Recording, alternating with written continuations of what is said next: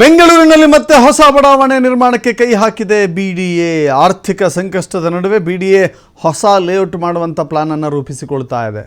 2,500 ಎಕರೆ ಜಾಗದಲ್ಲಿ 2,500 ಎಕರೆ ಪ್ರದೇಶದಲ್ಲಿ ಹೊಸ ಬಡಾವಣೆ ನಿರ್ಮಾಣಕ್ಕೆ ಸಿದ್ಧತೆಯನ್ನು ಮಾಡಿಕೊಳ್ಳಲಾಗ್ತಾ ಇದೆ. ಶಿವರಾಮ ಕಾರಂತ ಬಡಾವಣೆಯ ಮುಂದುವರಿದ ಭಾಗ ಇದೆ. ಆ ನಿರ್ಮಾಣಕ್ಕೆ ಯೋಜನೆಯನ್ನು ಮಾಡಿಕೊಳ್ಳಲಾಗ್ತಾ ಇದೆ. ಜಾಗ ಎಲ್ಲಿದೆ, ಜಮೀನೆಲ್ಲಿದೆ ಅಂತ ಹೇಳಿದ್ರೆ ಯಲಹಂಕದ ಸುತ್ತಮುತ್ತಲಿನ ರೈತರ ಭೂಮಿಯನ್ನು ಸ್ವಾಧೀನ ಮಾಡಿ ನಿರ್ಮಾಣ ಮಾಡಬೇಕು ಅಂತ ಹೇಳಿ ಶಿವರಾಮ ಕಾರಂತ ಬಡಾವಣೆ ಮಾಡಬೇಕು ಅಂತ ಹೇಳಿ.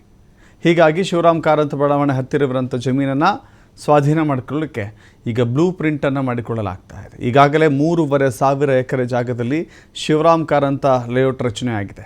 2003ರಿಂದ ಈವರೆಗೆ ಬಿಡಿಎ ಹೊಸ ಬಡಾವಣೆ ಮಾಡಿಲ್ಲ. 2003ರಿಂದ ಇಲ್ಲಿವರೆಗೂ ಕೂಡ ಆಲ್ಮೋಸ್ಟ್ ಎಷ್ಟು ವರ್ಷಗಳಾಯಿತು, 13 ವರ್ಷಗಳಾಯಿತು. ಇಲ್ಲಿವರೆಗೂ ಕೂಡ ಹೊಸ ಬಡಾವಣೆ ಮಾಡಿಲ್ಲ. ಶಿವರಾಮ ಕಾರಂತ ಪಾರ್ಟ್ 2 ಬಡಾವಣೆಯಲ್ಲಿ 17 ಗ್ರಾಮಗಳನ್ನು ಗುರುತು ಮಾಡಿಕೊಳ್ಳಲಾಗಿದೆ. 17 ಗ್ರಾಮಗಳನ್ನು ಗುರುತುಪಡಿಸಿ ಸರ್ವೆ ಕಾರ್ಯ ಶುರು ಮಾಡಲಾಗಿದೆ.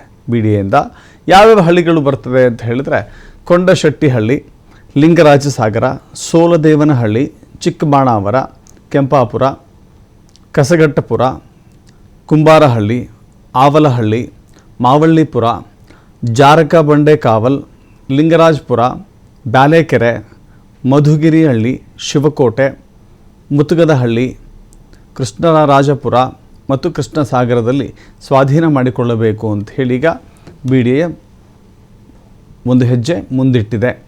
2,500 ಎಕರೆ ಪ್ರದೇಶದಲ್ಲಿ ಲೇಔಟನ್ನು ನಿರ್ಮಾಣ ಮಾಡಬೇಕು ಅಂತ ಹೇಳಿ ಅದರ ಮೂಲಕ ಯೋಗ್ಯ ಬೆಲೆಗೆ